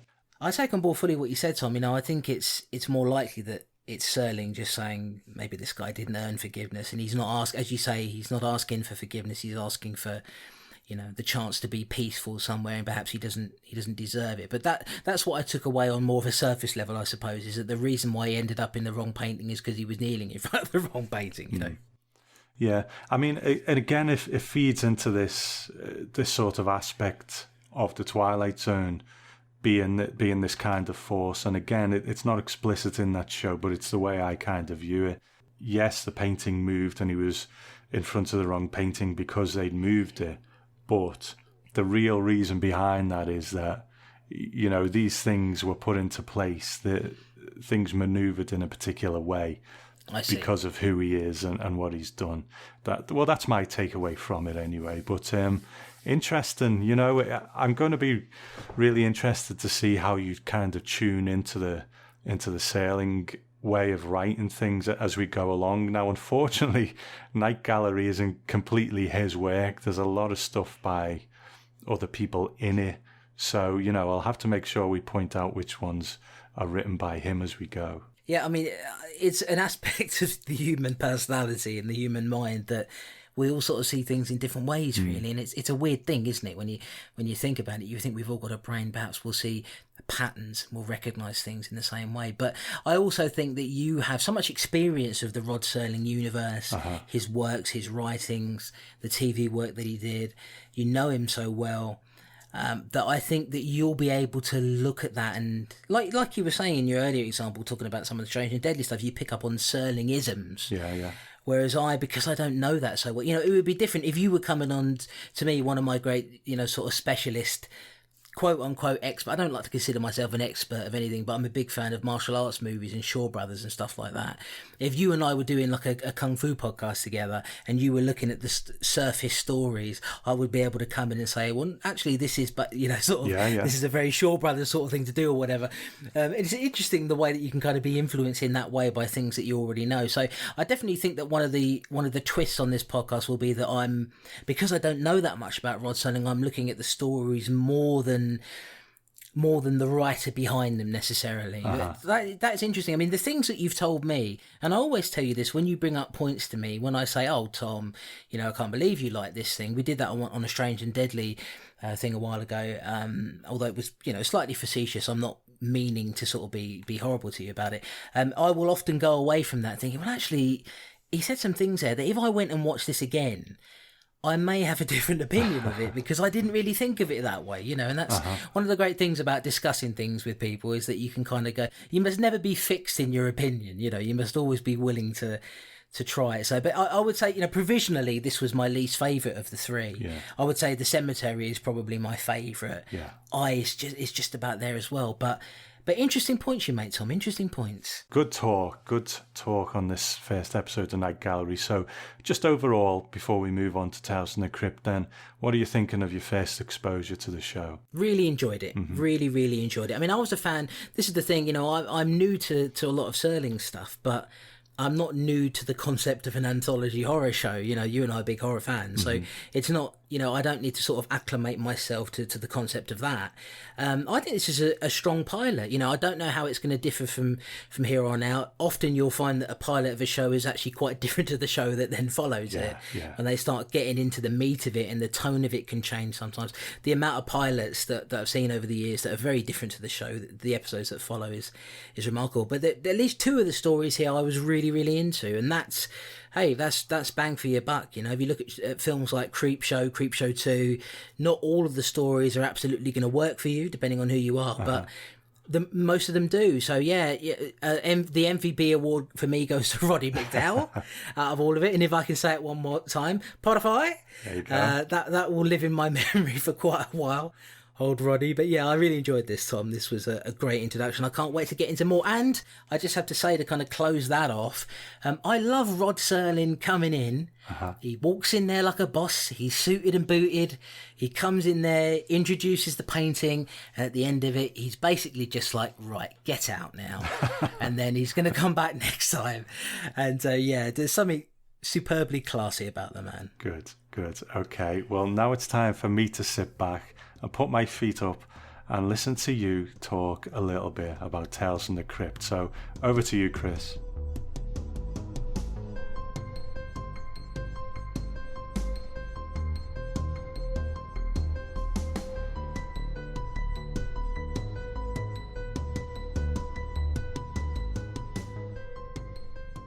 So it's Strange and Deadly's television terror, and we're going to cover Tales from the Crypt, starting right at the beginning.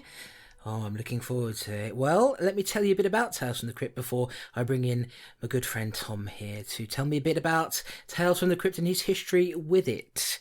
So Tales from the Crypt's roots are found in its origin as a bi-monthly comic book anthology series published by EC Comics. It debuted in the 1950s, running for 27 issues. British film production company Amicus Productions would release a standalone adaptation of several EC stories in 1972 entitled Tales from the Crypt. The Crypt Keeper here was played by Ralph Richardson. Amicus released a further adaptation of AC Comics stories entitled Vault of Horror. It wasn't until 1989 that the Tales from the Crypt brand would be cemented in the minds of the television-watching public, particularly in America, when HBO debuted the legendary TV series. The Crypt Keeper, voiced by actor John Casea, became an icon. Offering humour and plenty of puns, the character would feature in segments at the beginning and end of an episode, bookending each story. His iconic cackle rumbles in the ears, as does his signature usage of boils and ghouls, as he prepares another spooky tale for the viewer. Tales from the Crypt spawned 7 full seasons, a Saturday morning cartoon, I remember that, named Tales from the Crypt Keeper, that ran for 3 seasons, and 3 feature-length movies, in addition to other related spin-offs. Now, Tom, we are not going to cover, because we're sticking mostly to the American TV show and, of course, the movies and things like that on that side of it. What are your memories of the old 70s movie Tales from the Crypt, released by Amicus? You know, I don't think I've ever seen it, or if I did, I've completely forgotten about it. So for me, I've known of it, but for me, Tales from the Crypt has always been this show, really. Yeah, same here. I mean, I actually was confused by it when I was younger because I knew the TV show, and then I would looked at this old British movie that had the same title, and it's got Joan Collins in it. Actually, in one of the stories that's going to be covered in this very first season that we're going to get to here. Interesting movie, but no, for me, it's always been about the TV show. Did you ever read any of the EC comics? You know, I did spend a bit of time quite fascinated with them, because when you hear of the history, you know, the way there was all the uproar about the violence in them and the gore and that kind of thing, it's quite an important time in comic history, isn't it? So I did get a few of the collections back in the day. I really can't remember them now, but I think often the best thing about them was the covers, you know. Some beautiful covers, and the stories, a lot of the time, if I remember, I don't want to diminish them for anyone who loves them, a lot of the time it was just an excuse to get to some gruesome ending, you know, where someone had their face ripped off or something like that. But, you know, it's been a while since I've read them, but I did for a time. Well, the comics still hold up. I mean, I've got various collections of vintage horror comics. digital, sadly, not actual physical ones, but digital collections of them, and they still hold up. There's some great artwork. There's a lot of them are black and white, of course. Really interesting stuff, really interesting. And considering the time period in which they were released, fairly dark as well. This is the thing about it, and that's what you're going to see with Tales from the Crypt. Is some of these stories get super dark. But tell me about the TV show itself then. What are your sort of earliest memories of becoming acquainted with the Tales from the Crypt HBO series? Well, I never saw it on the original HBO. You know, I used to live in New York about 20 years or so ago now, and I would come home every night from work and I would watch Star Trek The Next Generation and then Tales from the Crypt.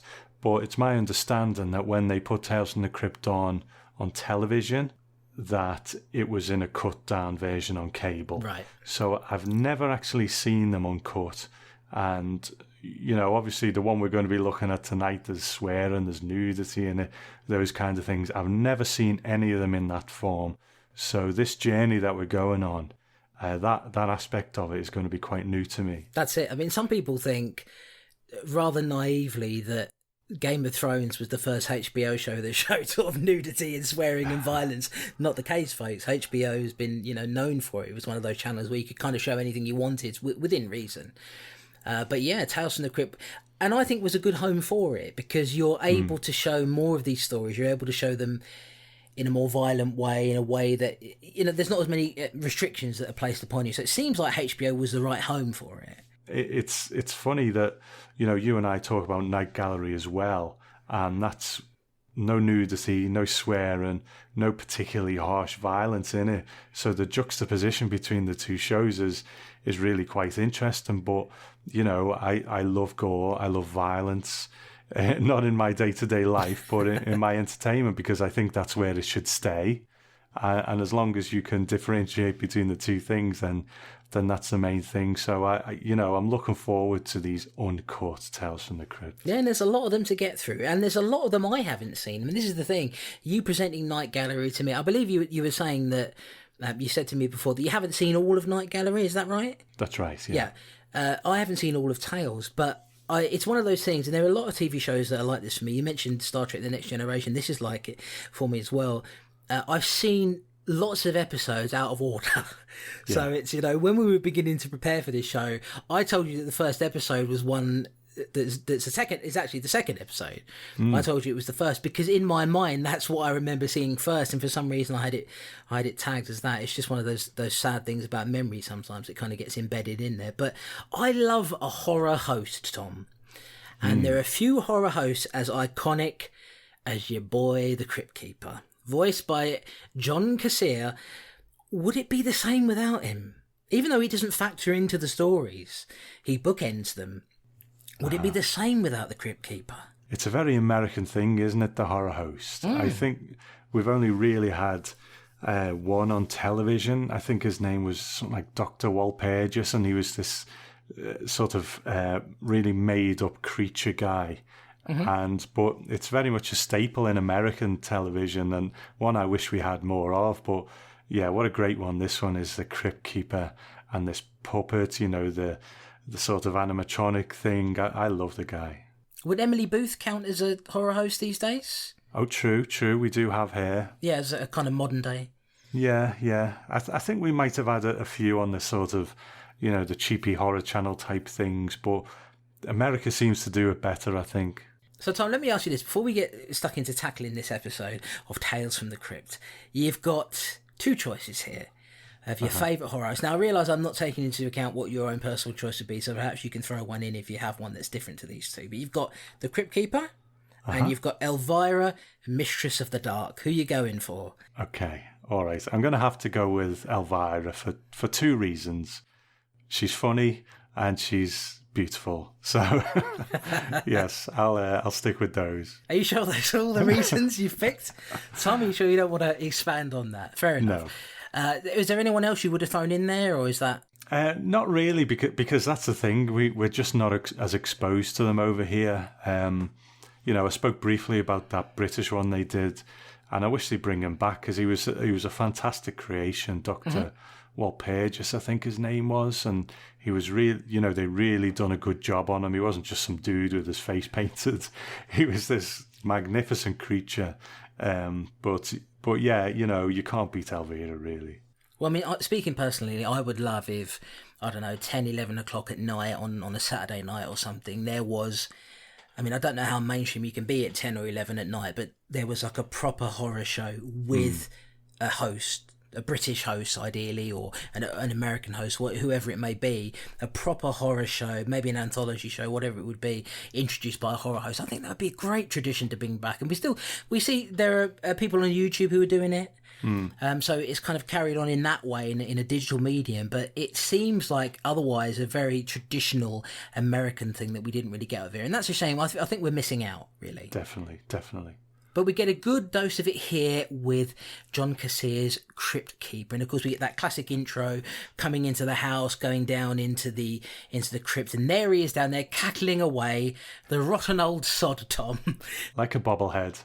Yep, bobblehead, put together with sellotape, but still, I don't know, Tom, there's something brilliant about how sort of weirdly puppet-like he is, and how practical he is. He feels real to me. Yeah, he's from that time, isn't he? The time of the practical effects. And I'm not a CG moaner, you know what I mean? I'm not someone who's constantly moaning about it, but just having him there as a real thing, I think really counts for something. Yeah, I mean, when they turned Yoda into CG, I was out. I prefer puppet Yoda. So, it's a Star Wars reference there. So, yeah, I agree with you. So now, Tom, let's begin our journey here with Season 1, Episode 1 of Tales from the Crypt. Now, this is The Man Who Was Death. What's interesting is that in this first season, some of the stories are actually not from Tales from the Crypt. They're from sort of offshoots of Tales from the Crypt, and this is one such story. This was adapted from issue 17 of Crypt of Terror. And this was directed by Walter Hill, Tom, who directed one of my favourite films, The Warriors. Yeah. And I would imagine probably a favourite of yours as well. Definitely.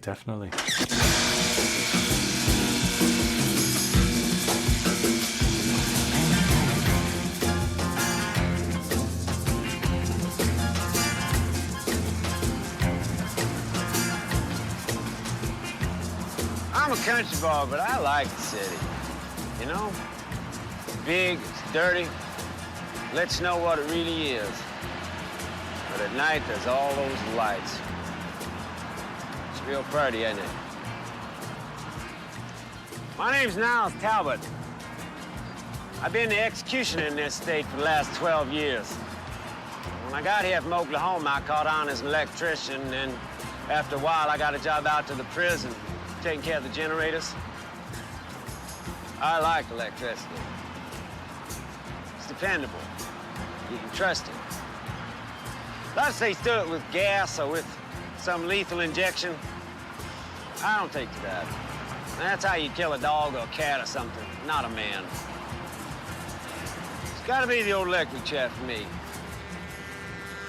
Yes, the air date for this was the 10th of June 1989, Tom. I was but a young lad. You, I believe, were in your 50s back then, something like that. I think so.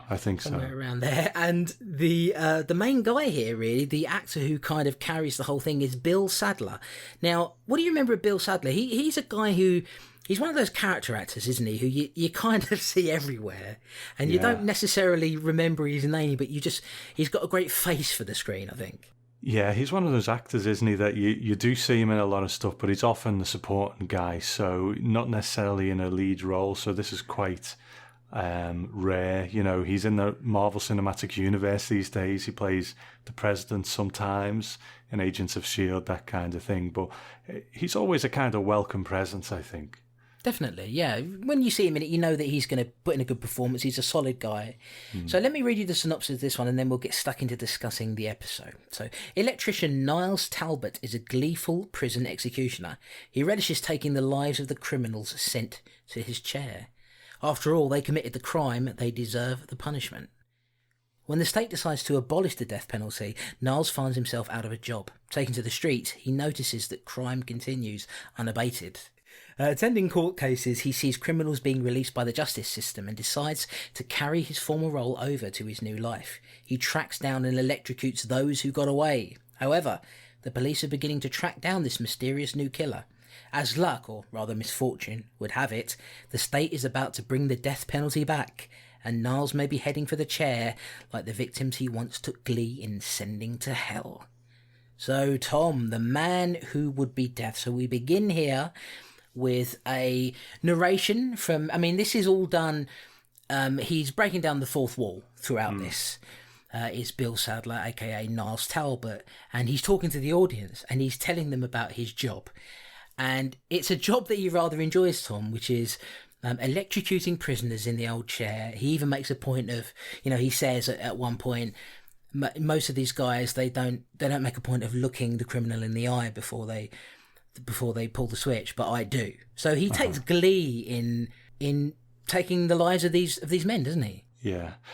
What a great kind of way of hooking you in, though, don't you think? Because, it's the first episode of a new series, and anthology shows you're not setting up ongoing characters apart from the Crypt Keeper. So you really got to draw people in.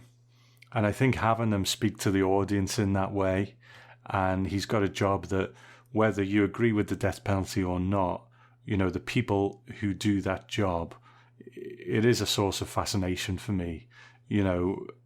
What goes on in their head, how can they do what they do, that kind of thing. So to have one of them, an executioner, just talking to you in such a calm way, I think it is a really good way of introducing the show. Definitely, really draws you in, and it makes you feel like you're part of the story because he's taking you along for the ride. Now, unfortunately, Tom, the state have decided to abolish the death penalty. Well, it's unfortunately for Niles, I should say, because this is not a show where we're going to discuss whether we agree with the death penalty or not. It's not really that kind of show. But Niles certainly doesn't agree with it. Doesn't agree with the abolishment of it because it means that he's out of a job. Now, he was an electrician at the prison, and he was hoping, okay, well, fair enough, I can't execute these prisoners. He was promoted to that job. I can't execute them anymore, but surely I can have my old job back and take care of the power generators down there. And they say, well, no, you trained somebody to take that job over. So in a way, he's set on his mission because he's basically been told, well, you're the old guard now, and there's new people who are coming in, so get out, go onto the streets, and you're not wanted anymore. So that kind of starts off that attitude. And then we've got him kind of standing at that overpass there, talking to the audience again and narrating what's happening. And he goes to a bar, has a drink, sits down. But what he's noticing is that crime is continuing. Criminals are still going unpunished. And what's going to happen now that they're abolishing the death penalty? How are these guys going to pay for it? So I think it's a good conceit, isn't it, for an episode. This guy is a vigilante. Yeah. And I think what's interesting is you wonder about him because he is quite personable, isn't he? He's very calm. He's not prone to fits of rage or anything like that. He just kind of talks to you very matter-of-factly. He's got a bit of a twinkle in his eye. And you do wonder, if he didn't have this outlet that his job gave him, would he be a killer himself anyway? Does he justify it to himself in that way? So when that job is taken away from him, is it really about justice, or is it just that he needs to kill? And I'm not sure it explores it in much depth, but I think it's certainly there to kind of chew over. But it's probably worth saying at this point that these episodes are only about half an hour long. So they haven't got that much time to develop it. And one of the great things about Tales from the Crypt is in a lot of the stories, not always, as is the case with anthology shows, but in a lot of the cases they manage to convey everything they need to convey with a limited amount of time. So you haven't got, I could imagine this stretching out to an hour potentially, and maybe we learn more about what his life is like, because we don't really learn anything about his home life, for example, what that would have been like. But yeah, it's interesting. I mean, he's not a million miles away from the Punisher in that he just sees bad guys as uniformly bad and doesn't see any good in them at all. And if there's a miscarriage of justice somewhere along the line, which unfortunately there are a lot of them in the real world, there's a miscarriage of justice, he's going to try and take revenge for that. So he's attending these different court cases, kind of sitting in the audience there, and he notices these people who are getting let off. They're being sent out into the wild free. And he's not happy about that, Tom. He essentially becomes, for a little while, a serial killer.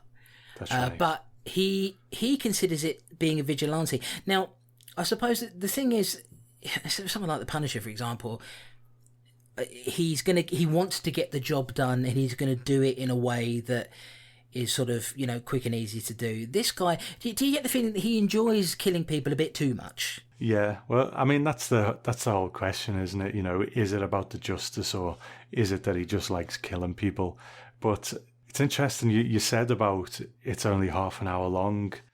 Man, when they cut these things down, they must have been like, what? 25 minutes or something, 20 minutes, I don't know. But, they used to play so many commercials in America that really used to pad things out. But I suppose it's not the smartest move, is it? That he's killing all these people with electricity, and he's just been laid off as the executioner using the electric chair. It's not going to take long for someone to put two and two together, is it? No, not at all. And let's not forget at the beginning of it as well, when he's taking one particular prisoner to the chair, they're sort of ranting and raving, panicking because their life is going to be over, and saying, no, the governor will call and intervene and stop this from happening. But he spent, most of this episode being quite cool, calm and collected. He finds this couple, they've been released. One guy basically cheated on his wife, got his wife killed so he can run off with this young lady. Niles comes in and electrocutes them both in a hot tub. Yeah. And he takes on his final mission, doesn't he, Tom, at a strip club? Funnily enough, the couple in the hot tub, the male actor is called Gerrit Graham. And 20 years ago, when I used to work in New York, who used to come into the restaurant every day that I worked, the same restaurant that I almost ran into Roddy McDowall in, but Gerrit Graham. Wow. So here's a little coincidence for you. But yeah, he used to come in every day. He used to cook him his dinner. Very, very nice chap, kept himself to himself. Read a little book and ate his dinner. But yeah, very small part in this. But he is one of those sort of character actors who pops up in everything. You see him everywhere, yeah. And you recognise him. I didn't even know his name, to be honest with you, but I know his face. It's a funny thing, isn't it, about some of these character actors? You don't really know their name, but like Bill Sadler, I wouldn't be able to tell you his name offhand, but you see his face and you go, oh, it's that guy, I love that guy. Yeah, the Shawshank guy. Yeah, the Shawshank guy, which is an interesting parallel there as well, in that this is, some of it takes place within the prison. Of course, Shawshank would be one of his most notable roles in terms of, mainstream notice anyway. It's on such a big sort of scale, because Shawshank Redemption is such a big enduring thing. And of course, he was a character in that. So, an interesting thing. Your restaurant sounds interesting, Tom. You just in there meeting celebrities, man, cooking them dinner. Everyone came in, everyone. Rod Serling, no, he didn't. Dame Edna Everidge was in there. Yeah. But no, occasionally you would get some, but it's just a crazy coincidence that on these occasions, two of the people who came in were in the shows we're discussing tonight. So yeah, Tom, we are heading towards this man's final mission here, which is at a strip club. There's a woman in the papers that he's seen has committed, I can't remember what crime she committed, to be honest with you, but she's dancing up in a cage. And we get some nudity here, Tom. And yeah, the HBO influence here. We get some nudity and some swearing here. I mean, that's the thing about Tales. Uncut, they're able to get away with more than what they could do on standard cable. It'd be interesting, actually, to see like the cut version of this, just to see. Obviously, they would have cut out any of the nudity or whatever. And I can only imagine it making the scene more choppy. Yeah, I wonder, did they... Because you sometimes hear of people filming airline versions of films, don't you, where, they might do a more toned down scene for something. I'm not sure if it's something they do these days. But I do wonder, did they do a scene where all the women had their tops on in the strip club, or did they just cut those bits out completely, I'm not quite sure. Yeah, it could be. I mean, I know Breaking Bad is an example of one of the early episodes of it. There's a woman in a window who is topless, and they actually put on the versions they showed on TV, they actually digitally put a bra on her. Oh, right. And then obviously in the uncut version you see her nude. But yeah, he's sitting there at the bar looking at the woman, and he decides that he's going to electrocute her to death in the cage. And he flips a switch, Tom, and nothing happens. As it would turn out, the police had been on his trail, and they come in and they get him. Yeah. And they capture him. And now, here comes the bit where we talk about a convenient plot. Because as he's taken in, he's being talked to. The guy's telling him there, well, as it happens, since you've been away, the state have decided to bring the death penalty back. So, you know, it's... What can you say about that, Tom? You know, it's convenient for the story, isn't it? Yeah, and again, you know, without some sort of overriding force to bring these things, you know, our politicians can't get anything done, you know, for months on end, unless it's bombing a country or something. Yeah. You know, it takes them forever to decide on stuff. So, but these just bring it back. He's out on the street for 3 weeks, and it's a convenient thing, but. The good thing about it is that it draws parallels back to the beginning, where here's this guy who's been cool, calm and collected, who's taking criminals who are panicking. He's kind of treating them in a somewhat mocking way. Now, as he's being taken towards the electric chair, because they're going to give him the death penalty for committing these murders, as they're bringing him towards, he's panicking. And he's losing his cool, and he's saying, no, the governor will call. This is, you know, misunderstood. He'll help me because he knows what I did for this system. But they put him in the chair, and the narration at the it's you know, it's cruel in a way, because the narration at the end from him, he gets electrocuted in the chair. There's no getting out of this. Or in Tales from the Crypt, it's not that often that you'll see, you know, the person who is in a dire situation prosper. Yeah. It doesn't happen that often. So, you know, this guy is going to get electrocuted. But then the cruel bit is that his narration at the end, where he's like, this isn't going to happen. You know, they're not going to put me in that chair. But they do, Tom. They do. And that is the end of old Bill Sadler. Now, I think this is a very good start for this season. I think it's an enjoyable episode. It draws you in because you're being talked to by the character. I think Bill Sadler is a solid presence here, carries the whole thing really, because there's no other characters that have any depth to them other than him. Everything kind of hangs on him.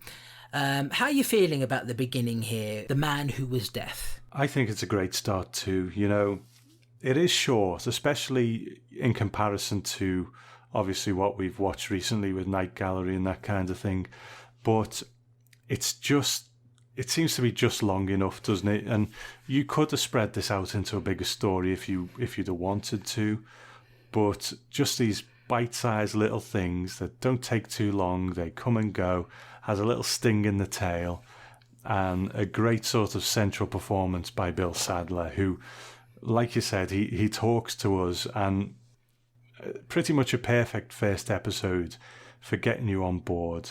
Not that gruesome. I'm going to be curious to see how much blood is going to be in the future, or do they just have, you know, violence more sort of suggested by the way people move, that kind of thing.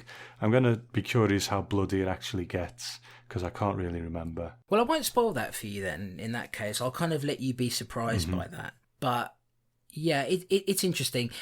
I think what will be the most interesting thing for me is on episodes that I haven't seen, to see if there are stories where you get to the end of that half an hour and you think, oh, this needed another half an hour on top. You know? Because, I mean, if you look at films like Creepshow, for example, Creepshow was released in 1984, I think. So it was before this show came out. And it was inspired by EC Comics. But the segments on Creepshow, they're longer. And so you get to kind of get into the story and get out of it and still cover a lot of detail. This, I think, is perfect for what it is. But you could also imagine this maybe being a segment of something like Creepshow, couldn't you? And maybe having 40 minutes or so to flesh it out a bit more. But I think what we get here is quite good. I just like the idea of this this guy who's basically a bit of a show-off because he was an electrician who got promoted to this executioner position.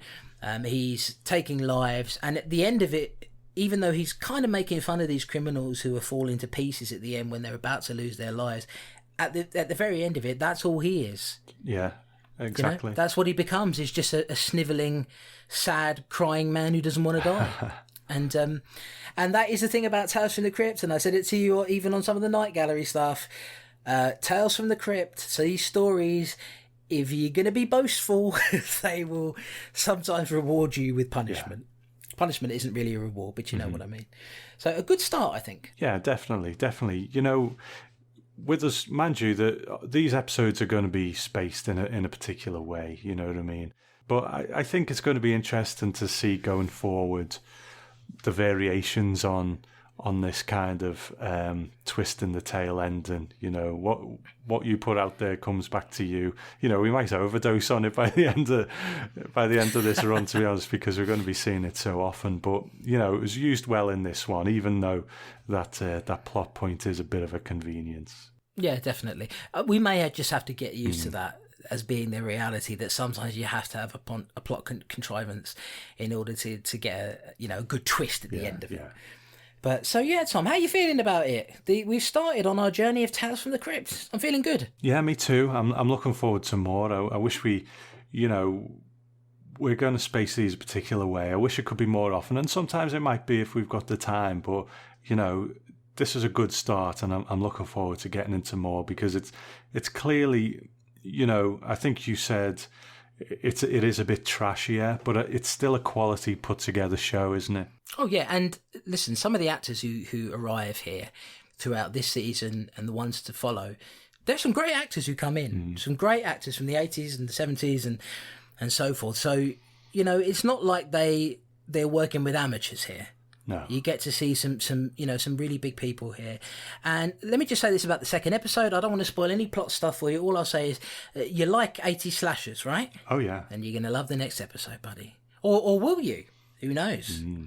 But that might be the order of the day. So that will be episode 2 of Tales from the Crypt on Strange and Deadly Television Terror next time around. Okay, so that's our double bill of horror anthologies. Bit longer than usual, I think, because obviously the Night Gallery one was the pilot episode, and the stories went on a bit longer. That's usually going to be an hour, so it sort of weighs slightly more in Night Gallery's favour. But you know, this Patreon space is a rod sailing space, so that's okay. But you get this lovely sting in the tail with Tales from the Crypt. So, Chris, I've enjoyed it. You know, it's something new for us, and I think every time you start a new podcast, you're always kind of feeling your way through that first episode, aren't you? Yeah, definitely. You know, it's rare that you're going to nail it the first time around unless you happen to be an experienced radio disc jockey, and neither of us are. But we've been doing this for a long time, podcasting. Of course, we do 2 other podcasts with each other, so we're pretty well used to each other. But it's just the material itself that is kind of quite new for you, especially for me on the Night Gallery side. So, but yeah, I've really enjoyed this, man. Thank you very much for having me on. This is, like you sort of said earlier on, you could have had somebody who was more of a Serling expert to come in, and that may have been interesting as well. But having me on there and being a bit green, I appreciate your time. Yeah, absolutely. Well, I can't wait to get into more. You know, there's going to be some ups and downs the way that goes. It's not always going to be of this quality, but sometimes it's going to be higher quality as well. So there's that to look forward to. And Tales from the Crypt just seems to be a good time. So we will get into that too. So this is our first episode of Strange and Deadly's Television Terror. Like I said in the intro show, we'll commit to it being bi-monthly, but, you know, when we can, we might throw the odd monthly episode in as well. But we will see how it goes. But there's definitely going to be bi-monthly, and I look forward to the next one. Okay, Chris, anything from you before we go? Not really, just, you know, thank you very much, and thank you to the patrons for supporting this. It's fantastic of you to do so. And I said it earlier on, but I kind of said it in passing, really. I have said this to you personally about 500 times.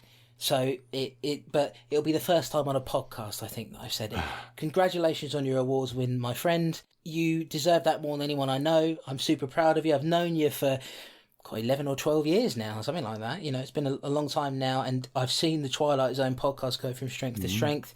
It started at a grassroots level, just you doing it. You're not an industry back kind of guy. So the success of your Patreon is all down to you, man. It's all down to the one-man machine that is Mr. Tom Elliott, and I couldn't be prouder of you, man. Couldn't be prouder of you, and I'm very, very happy for your success. You know, I was, as you well know, but nobody else does, I was up at 5:30 in the morning looking for the results, and then I had to wait until about 10 o'clock at night to tell anybody about it publicly. So you deserve it, my friend. I appreciate that, man. Thank you, and I'm glad you're on board for this journey as well, and you can come into this world as well and see what it's all about. So definitely, that's going to be the joy of this show for me. So that is Strange and Deadly's Television Terror, and we will speak to you next time.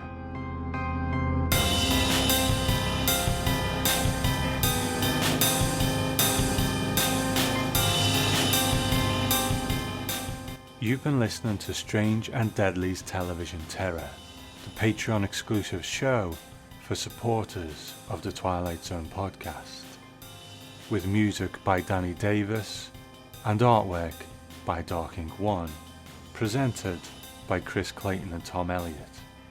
All clips used in the show are the property of their copyright holders, and no infringement is intended.